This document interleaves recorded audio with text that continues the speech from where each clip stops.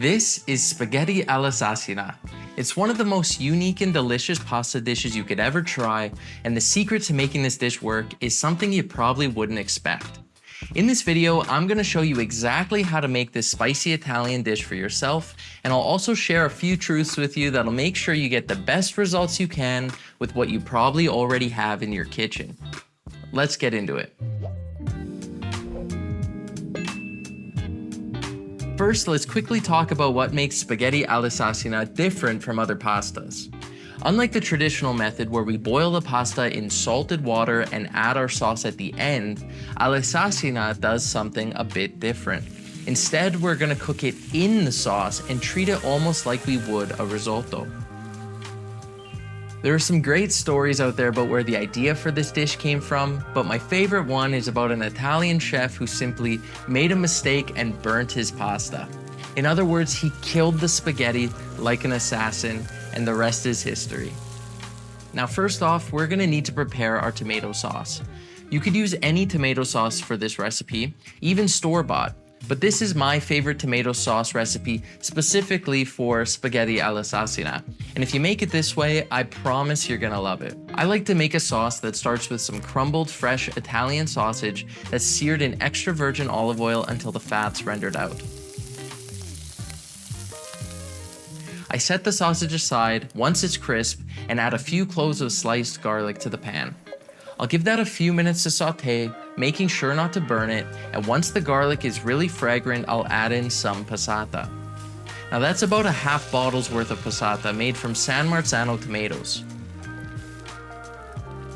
I'll let the temperature come up, and then I'll add water until the consistency is like a tomato broth.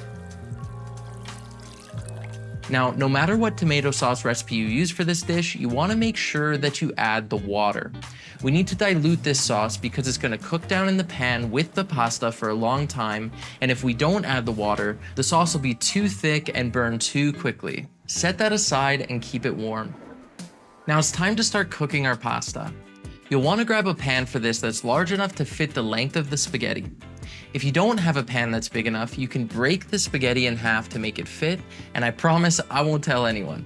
Your secret's safe with me, okay? Now, a lot of people say that you should cook this dish in a cast iron or steel pan, but honestly, you can really use any pan for this.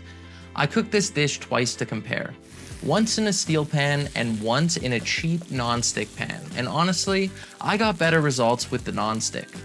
Now, I'm not suggesting everyone cook this dish in a non-stick pan, but take this as a sign that whatever pan you use, you'll be just fine. We're gonna start off with a good glug or 3 of extra virgin olive oil and let it get hot. Next, we'll add some fine chopped garlic and let that sizzle for about 30 seconds. Now, all'assassina is traditionally a spicy dish, so we're gonna add as much crushed red chili to this dish as our heart's desire. Go with your gut on this one. I know this part seems wrong and crazy and feels bad, but we're gonna go ahead and add our raw, uncooked spaghetti straight into the pan.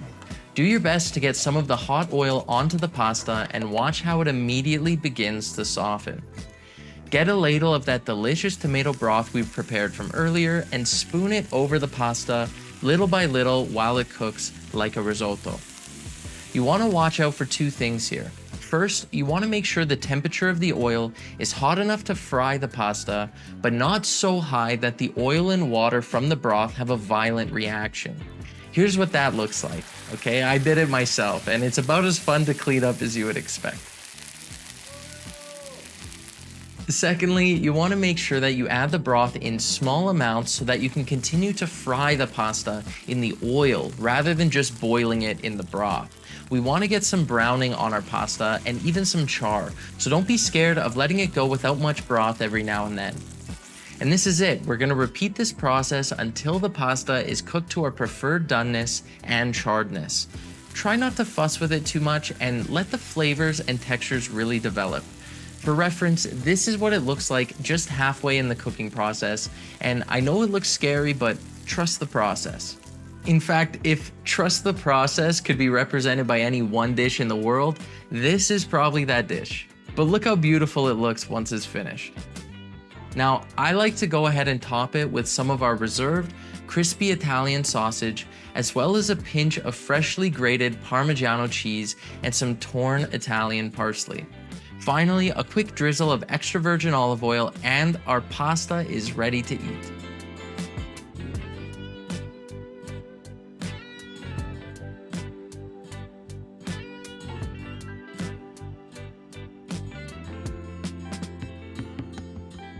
If you enjoyed this recipe and would like to see more, check out our page or our website, capitalfinemeats.ca/recipes, where we post all of our food content, written recipes, and more. And if you liked our video, let us know in the comments or by clicking the like button. Thanks for watching Capital Kitchen, and I'll see you next time.